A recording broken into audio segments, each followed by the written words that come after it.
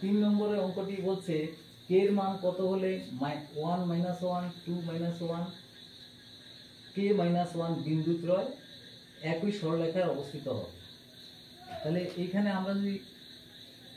তিনটি বিন্দু যদি ধরি 1 - 1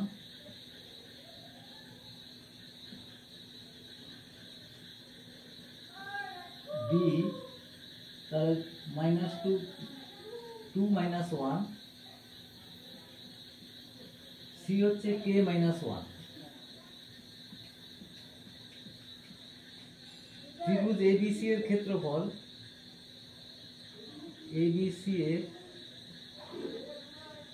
ক্ষেত্রফল ইকুয়াল টু হচ্ছে 1/2, তাহলে এই 1 ইন্টু -1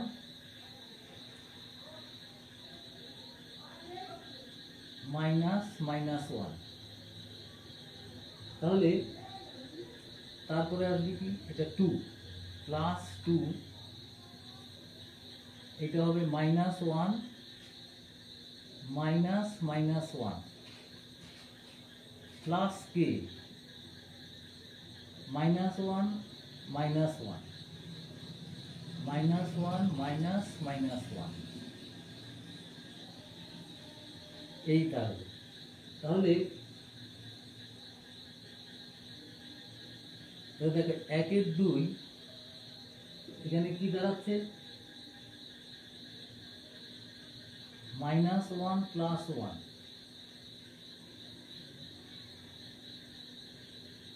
প্লাস 2 ইন্টু -1 প্লাস 1,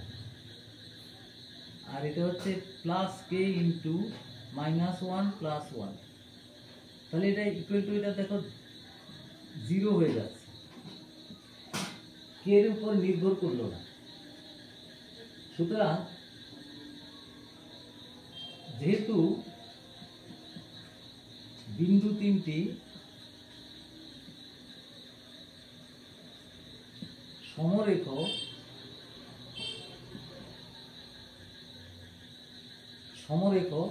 তাহলে ত্রিভুজটির ক্ষেত্রফল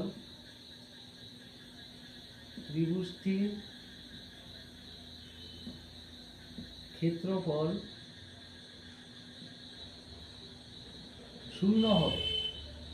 তো এখানে অলরেডি শূন্য হয়ে গেছে, এখানে কে এর কোনো মান রইল না, অর্থাৎ কে এর উপরে নির্ভর করলো না। সুতরাং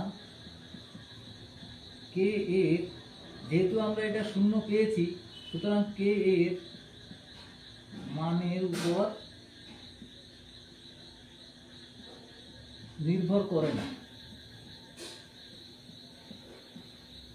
কে যে কোনো মান হতে পারে,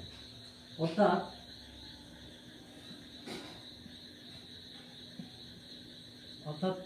কে এর মান হবে